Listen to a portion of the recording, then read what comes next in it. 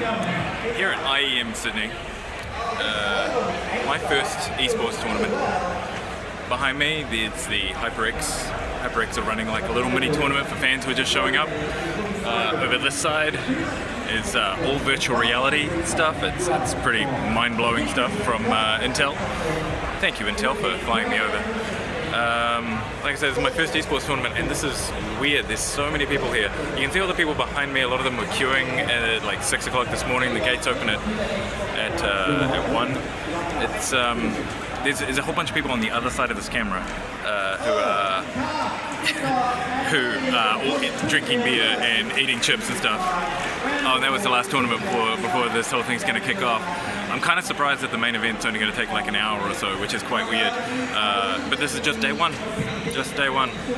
So, yeah, we'll see what happens next.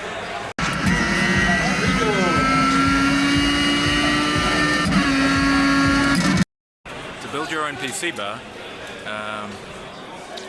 not sure how it works with the Consumer Guarantees Act, but you come in here, you buy a computer, you build it, kids it, and yeah, cool way to buy a computer, I guess.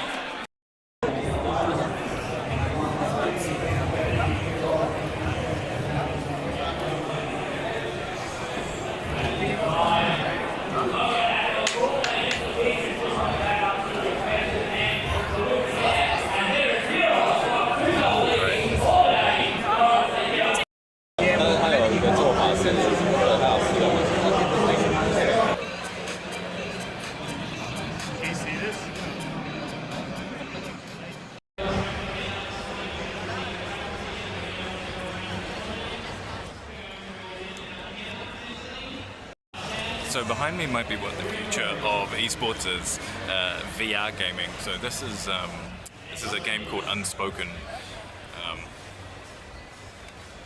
You can kind of see that it involves a lot of throwing spells, like these guys are doing. It seems pretty complicated. There seems to be just a lot of people like waving their arms in the air, but they are casting spells. And it also seems to be a very hard game to pick up. A lot of people have been just staring at their hands or saying, I don't know what's going on. And it is kind of an interesting sphere because it does mean that, you know, actual physical movements will be coming into esports rather than just quick reactions and very short movements with your arms. So watch this space, I guess.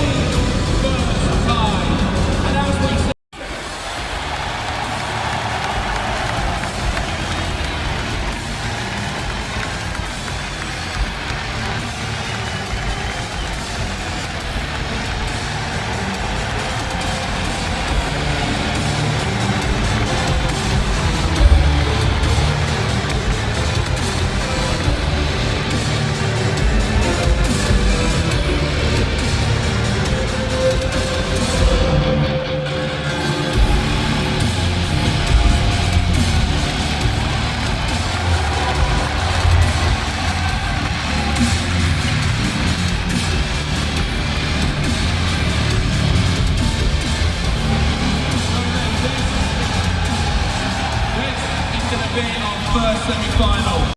Corner and a shot from 30. Waltzes into the B side. No one else there. Finds the first frag and he's just dropped.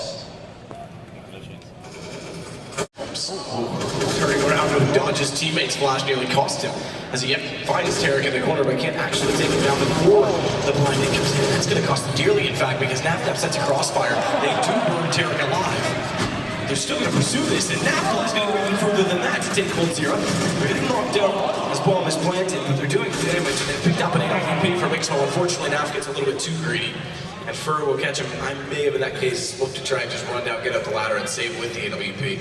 Yeah, it's worth it. There's no real money reward for finding AWP kills.